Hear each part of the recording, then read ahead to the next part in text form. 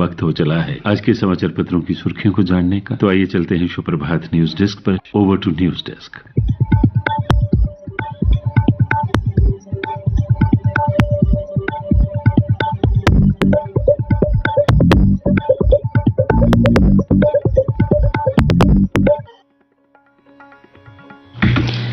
धन्यवाद रविकांत।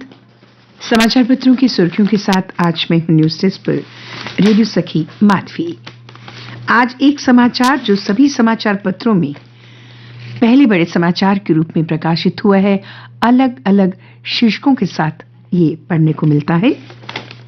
पत्र लिखते हैं, JNK emerging model of digital government focus on transparent governance LG। 3 वर्षों में 500 डिजिटल सेवाएं देने का लक्ष्य। कटरा में श्री माता वैष्णो देवी यूनिवर्सिटी में 2 दिवसीय राष्ट्रीय ई गवर्नेंस सम्मेलन के समापन समारोह में उपराज्यपाल ने कहा, डिजिटल संसाधनों के आदान प्रदान में बड़ी मदद मिलेगी। डिजिटल संसाधनों के बारे में बात हो रही थी। इस मौके पर उन्होंने जम्मू कश्मीर की पहली साइबर सिक्योरिटी नीति को लॉन्च किया।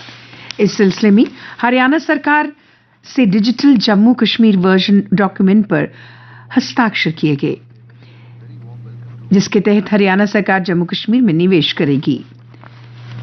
एक दैनिक समाचार पत्र की सुर्खी है, जम्मू कश्मीर में डाटा एक्सचेंज हाईवे बनेगा, हैकरों से महफूज रहेगी जानकारी। साइबर सुरक्षा नीति में हैकिंग रोकने के प्रभावी उपाय किए जाएंगे। हाईवे में सभी विभागों के रिकॉर्ड सुरक्षित रहेंगे। यह भी सुनिश्चित होगा कि कोई एक डाटा दूसरी जगह गलत तरीके से इस्तेमाल ना किया जा सके। कई समाचार पत्रों में प्रथम पृष्ठ पर प्रकाशित समाचार, चीन में लगे चिनफिंग गद्दी छोड़ो के नारे। चीन सरकार की जीरो कोविड पॉलिसी की वजह से कई शहरों में लगे लॉकडाउन से उकताकर लोग सड़कों पर उतर आए हैं और सख्त प्रतिबंधों का विरोध कर रहे हैं। कई पत्रों में छपा समाचार, जम्मू कश्मीर के सभी 78 शहरी इलाकों में आज से 4 दिसंबर तक माई टाउन माई प्राइड का दूसरा संस्करण शुरू होगा। इस कार्यक्रम में अधिकारी सभी छोटे बड़े शहरों में जाएंगे। सभी विभाग इस कार्यक्रम में मिलजुल कर काम करेंगे। इस कार्यक्रम के तहत लोगों की समस्याओं का मौके पर ही निस्तारण होगा। समाचार पत्रों में प्रमुखता से प्रकाशित एक और समाचार, जम्मू कश्मीर में वाल्मीकि व विस्थापितों का खत्म होगा राजनीतिक वनवास।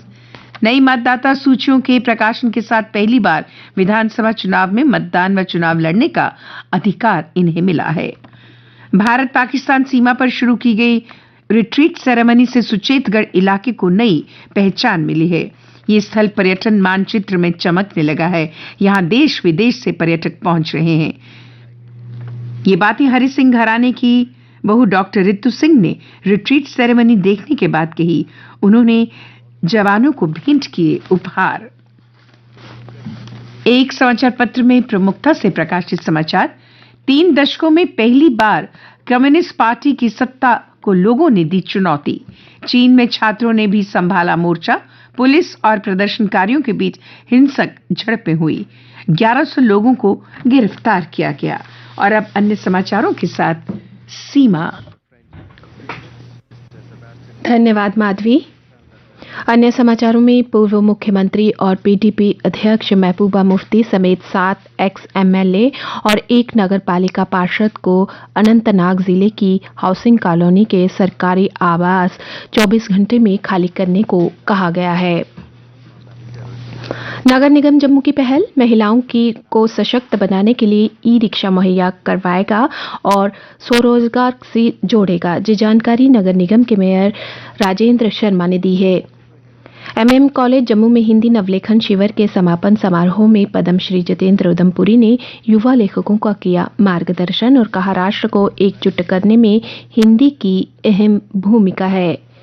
गद्दी लोक संस्कृति ने एक अलग पहचान बना ली है। शिक्षा विभाग की ओर से आयोजित एक उत्सव में गद्दी कलाकार विशाल ने कहा कि वे अपनी गद्दी लोक संस्कृति को प्रदेश स्तर तक ले जाना चाहता है।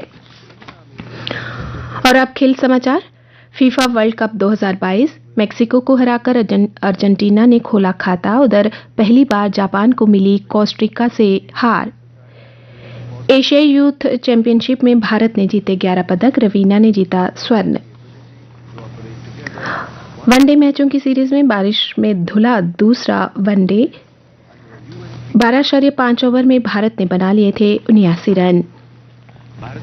और अब मौसम। आज मौसम के आमतौर पर खुश्क रहने का अनुमान है। कल का अधिकतम तापमान 24.9 डिग्री सेल्सियस और न्यूनतम तापमान 9.6 डिग्री सेल्सियस रिकॉर्ड किया गया। आज सूर्यास्त 5:27 पर, कल सूर्योदय 7:13 पर होगा।